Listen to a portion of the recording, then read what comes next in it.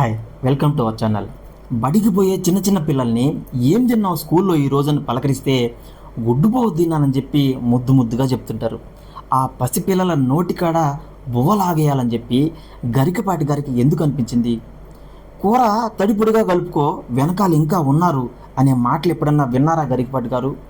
ఖాళీ అయిపోయిన కూర డేక్షాలో కొంచెం అన్నం వేసుకొని కలుపుకొని తిన్న తల్లుల గురించి తెలుసా మీకు? మీరు భోజన ప్రియులు కదా, కడుపు నిండా తిని కలువ పువ్వుల మీద కవితలు రాసుకునే మీరు ఆ కలువ కుదుళ్లలో ఉండే అల్లిగడ్డలు ఎత్తుకుపోయి కడుపు నింపుకునే కడుపేదల గురించి ఏనాడైనా ఆలోచించారా మీరు? మారుమూల పల్లెల్లో సెంటు భూమి కూడా లేని రైతు కూలీల పరిస్థితి ఏంటి? ఏదో పేద పిల్లలకి ఒక పూట భోజనం పెట్టాలనుకుంటున్నారు, దాని మీద మీ ఏడుపు ఏంటి? ప్రతి సంవత్సరం జరిపే హండర్ ఇండెక్స్ సర్వేలో మన ర్యాంక్ ఎంతో తెలుసా? 100కి పైనే ఉంటుంది. అంటే పోషకాహార లోపం ఉన్న 125 దేశాలలో మన ర్యాంక్ ఎప్పుడు 104, 105 కొంచెం అటు ఇటుగా ఉంటుంది. అంటే మనకంటే కింద 15-20 దేశాలు ఉన్నాయి. అది మన పక్కనుండే పాకిస్తాను, ఆఫ్రికాలో ఉండే 10-15 దేశాలు. అదేంటి ప్రపంచం మొత్తం 195 దేశాలు కదా, మరి 120 దేశాల్లో సర్వే అయింది అనే డౌట్ వస్తుందేమో మీకు. అంటే తలసరి ఆదాయం ఎక్కువగా ఉన్న దేశాలని ఈ హండర్ ఇండెక్స్లో కలపరనమాట. ఒకవేళ అవి కానీ కలిపితే మన ర్యాంకు 170కో 180కో పోతుంది. అంటే పేద దేశాలని మొత్తం తెచ్చి కుప్పబోస్తే దాంట్లో కూడా మనది 100కి పైనే ర్యాంక్ ఉందన్నమాట. ఇలాంటి పరిస్థితుల నుంచి బయటపడడం కోసం ప్రభుత్వాలు కొంత చొరవ చూపి ఒక పూట పిల్లలకి ఏదో భోజనం పెట్టాలని చూస్తే ప్రభుత్వం భారం అయిపోతుందా? ప్రభుత్వాలు ఎక్కడి నుంచి తెస్తాయంటారా? అసలు స్కూల్ పిల్లలకి ఎంత ఇస్తున్నారో తెలుసా భోజనానికి? ₹6.70. ఈ భారం ఏ ఒక్కరి మీద పడట్లేదు. సెంట్రల్ గవర్నమెంట్ 60% ఇస్తే 40% స్టేట్ గవర్నమెంట్ ఇస్తుంది. కొన్ని స్కూళ్ళకి అక్షయ పాత్ర ఫౌండేషన్ వాళ్ళు కూడా ఫుడ్ సప్లై చేస్తున్నారు. వాళ్ళకి గవర్నమెంట్ డబ్బులు ఇస్తుంది, వాళ్ళు బయట కూడా ఫండ్ కలెక్ట్ చేసుకుంటారు. వీళ్ళందరూ కలిసి పేద పిల్లలకి ఏదో ఒక పూట భోజనం పెట్టాలనుకుంటున్నారు. దాన్ని ముందుకు ఎలా తీసుకెళ్లాలో అని మీరు సలహాలు ఇవ్వాల్సింది పోయి పూర్తిగా తీసేయమని చెప్తారా? అసలు గరికపాటి వారు చెప్పినటువంటి ఈ గుడ్డు ప్రవచనం అది వాళ్ళ ఆలోచన కాదనిపిస్తుంది నాకు. ఒక వర్గం ఆయన వెనకుండి పలికించినటువంటి చిలకల పలుకులుగా కనిపిస్తున్నాయి నాకు. దేశవ్యాప్తంగా 16 రాష్ట్రాలలో పెద్ద పెద్ద కిచెన్లు పెట్టుకొని చుట్టుపక్కల స్కూళ్ళకి మధ్యాహ్న భోజనాన్ని 2 స్వచ్ఛంద సేవా సంస్థలు సప్లై చేస్తున్నాయి. అది ఒకటి అక్షయ పాత్ర ఫౌండేషను, 2 ఇస్కాన్ అమృత ఫౌండేషను. అయితే ఈ 2 ఇంతకుముందు ఒకటిగానే ఉండేది. మొదట అక్షయ పాత్ర అనేది ఇస్కాన్లోనే అంతర్భాగంగా ఉండేది. వాళ్ళల్లో యాజమాన్యంలో విభేదాలు రావడం వల్ల అక్షయ పాత్ర సపరేట్గా విడిపోయి ఇది దేశవ్యాప్తంగా వాళ్ళ సర్వీసెస్ అందిస్తుందన్నమాట. అదేవిధంగా ఇస్కాన్ కూడా ఇస్కాన్ అన్నామృత అన్న పేరుతో ఇంకొకటి కొనసాగిస్తుంది. ఈ 2 సంస్థలు మిడ్ డే మీల్స్ని దగ్గరలో ఉండే స్కూళ్ళకి అందిస్తున్నారు. వీళ్ళు అందించలేని ఏరియాలలో గవర్నమెంట్ విడిగా మనుషులు పెట్టి వండించి పిల్లలకి మధ్యాహ్న భోజనాలు అందిస్తున్నారు. అయితే ఇక్కడ వచ్చిన సమస్య ఏంటంటే ఈ అక్షయ ఫౌండేషన్ సంస్థ కానీ ఇస్కాన్ అన్నామృత సంస్థ కానీ హిందూ వెజిటేరియన్ కాబట్టి గుడ్లు సప్లై చేయరు వీళ్ళు. దానికోసం ఏ రాష్ట్రంలో అయితే గుడ్లు అందిస్తున్నారో వాళ్ళు మళ్ళా విడిగా గుడ్లు వండడం కోసం విడిగా మనుషుల్ని పెట్టి అందించాల్సి వస్తుంది. అది వీళ్ళకు పెద్ద సమస్యగా మారింది. ఇప్పుడు ఉత్తరాది నుండే బీజేపీ పాలిత ప్రాంతాల్లో అసలు గుడ్లు ఇవ్వరు కాబట్టి వాళ్ళకి అక్కడ సమస్య లేదు. మన ప్రధానమంత్రి ప్రాతినిధ్యం వహించేటువంటి గుజరాత్లతో సహా అంగన్వాడీలలో కూడా గుడ్లు ఇవ్వరు అక్కడ. దానిపైనుండే రాజస్థాన్లో ఇవ్వరు, హర్యానాలో ఇవ్వట్లేదు. వాళ్ళు స్పష్టంగా చెప్తున్నారు, పిల్లలకి మేము నాన్ వెజిటేరియన్ అనేది అలవాటు చేయము. మొట్టమొదట తమిళనాడులో పెట్టడం మొదలుపెట్టారు. ఇది ఇప్పుడు ఆంధ్రాకు కూడా వచ్చింది. ఆంధ్ర నుంచి తెలంగాణ కూడా వచ్చింది. ఈ గుడ్లు పెట్టే రాష్ట్రాలకి మంచి మార్కులు పడుతున్నాయి. ఇప్పుడు ఈ ఎఫెక్ట్ నార్త్ ఇండియా రాష్ట్రాలకు కానీ పడితే అది వాళ్ళకి పెద్ద సమస్యగా మారే అవకాశం ఉంది. అదిగాక ఈ అక్షయ పాత్ర, ఇస్కాన్ అమృత ఫౌండేషన్లు దీన్ని ఇంకా ఎక్కువ స్ప్రెడ్ చేయాలనుకుంటున్నారు. ఎక్కువ స్కూళ్ళకి వాళ్ళు అన్నం సప్లై చేయాలనుకుంటున్నారు. వాళ్ళకు కూడా ఇది పెద్ద సమస్యగా మారే అవకాశం ఉంది. ఇప్పుడు ఈ గుడ్డు కల్చరు తమిళనాడు నుంచి ఆంధ్రాకు వచ్చింది.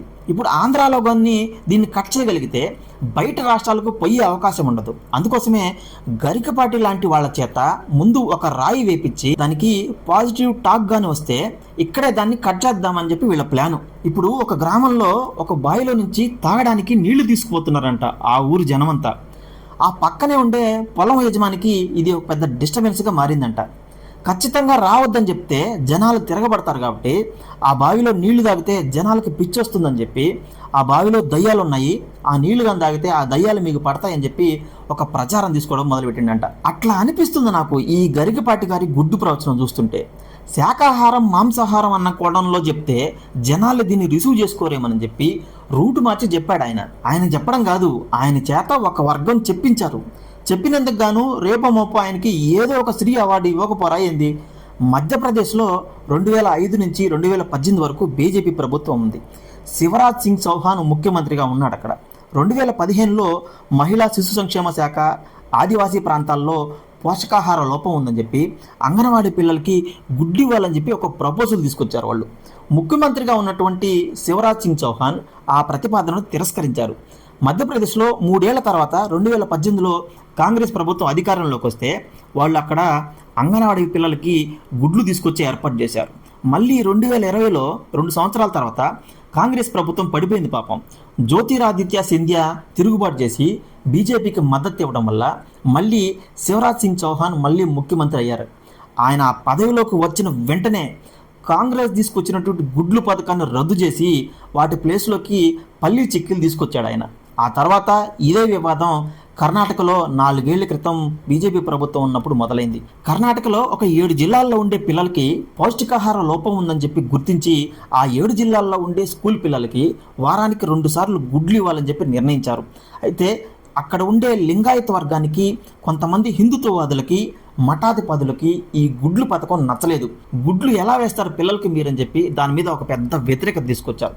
ఒక పాప గుడ్డు ఎందుకు ఇవ్వరు మాకని చెప్పి గట్టిగా నిలదీస్తే ఆ వీడియో బాగా వైరల్ అయింది. అప్పుడు ఆ వీడియోకి మంచి పాజిటివ్ టాక్ వచ్చిందనమాట. ఆ తర్వాత ఆ 7 జిల్లాలకే కాకుండా రాష్ట్రం మొత్తం వారానికి 2 సార్లు తప్పనిసరిగా గుడ్డు వేసే విధంగా అక్కడ ప్రభుత్వం నిర్ణయం తీసుకున్నారు.